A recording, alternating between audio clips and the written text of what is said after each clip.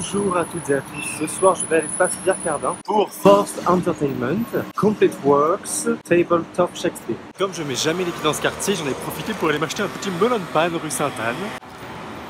Le concept de Tabletop Shakespeare, c'est de jouer Shakespeare, toutes ses pièces, 36, enfin toutes, 36 pièces de Shakespeare en tout cas, en 1 heure par pièce. Ce soir j'en vois 3, je vois Timon d'Athènes, que j'ai jamais vu, je vois Henri IV, première partie, que j'ai jamais vu non plus, et le dernier c'est Hamlet, que là je connais très bien, un peu trop. Ah oui pardon, j'oublie un détail, c'est pas juste de résumer Shakespeare en 1 heure à chaque fois, c'est de résumer Shakespeare en 1 heure avec une seule personne, sur une table, avec des objets du quotidien. Let's go devenir incollable sur Shakespeare.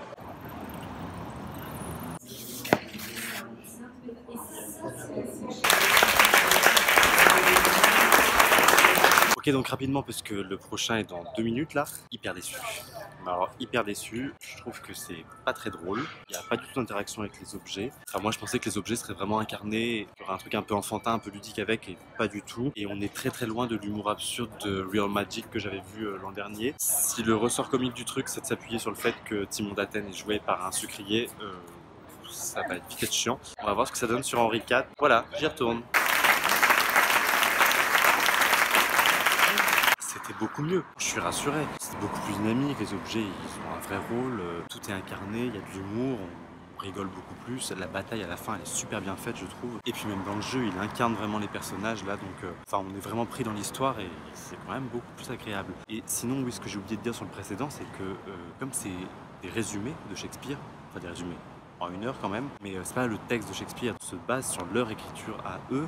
Et le premier, je me suis vraiment dit que c'était quand même très scolaire comme résumé, très complet en fait, il n'y a pas de vrai parti pris. Ceci dit, là aussi, ça reste quand même un résumé assez complet, avec un peu plus d'humour dedans, donc c'était pas mal. Mais voilà, je vais très vite parce que là, il faut que j'y retourne.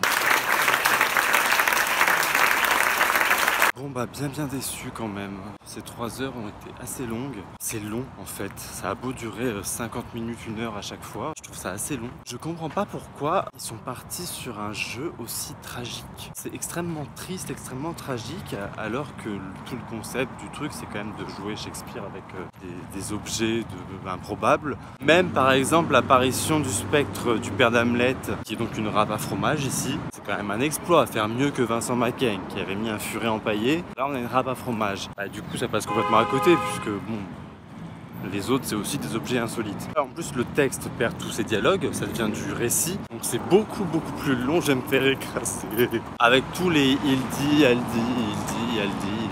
Oui c'est comme une mise en scène d'un Shakespeare très classique où on prend la tragédie au premier degré, et la seule originalité c'est d'avoir mis une seule personne pour raconter ça avec des objets. Je suis vraiment très déçu parce que j'avais vraiment adoré Real Magic. Je comprends pas comment ils ont pu faire un spectacle aussi loufoque d'un côté, aussi barré et aussi drôle, et ensuite faire quelque chose d'assez classique finalement, même très classique. J'ai voulu rester jusqu'à la fin pour être sûr de pas passer à côté de quelque chose. C'était quand même 3 heures un petit peu longuette. Voilà, du coup je suis désolé de vous l'avoir conseillé. Je m'attendais pas à ça du tout. Bonne nuit.